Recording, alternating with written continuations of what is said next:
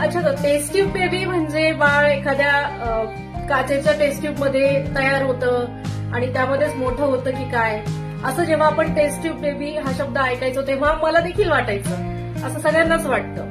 तर IVF जे आहे, इन विट्रो फर्टिलायझेशन, त्यालाच बोली भाषेमध्ये, नॉर्मल लेमनच्या भाषेमध्ये टेस्ट ट्यूब बेबी असं म्हणलं गेलं. हा टेस्ट ट्यूब बेबी हा शब्द कुठून आला? तर हा शब्द प्रचलित तेव्हा झाला जेव्हा 1970च्या उत्तरार्धामध्ये पहिल्या IVF बाळाचा जन्म झाला. तर टेस्ट ट्यूब बेबी ही एक नॉन मेडिकल टर्म आहे. सुरुवातीचे जे एक्सपेरिमेंट होते लॅबमध्ये ते टेस्ट ट्यूब सारखे दिसणाऱ्या काचेच्या एका भांड्यामध्ये कंडक्ट केले जायचे, त्यामुळे हा टेस्ट ट्यूब बेबी शब्द प्रचलित झालेला आहे. पण ऍक्च्युली आता सध्या लॅबमध्ये हे जे इन विट्रो फर्टिलायझेशन आहे, IVFची जी प्रोसेस आहे ती पेट्री डिश मध्ये केली जाते, टेस्ट ट्यूब मध्ये नाही.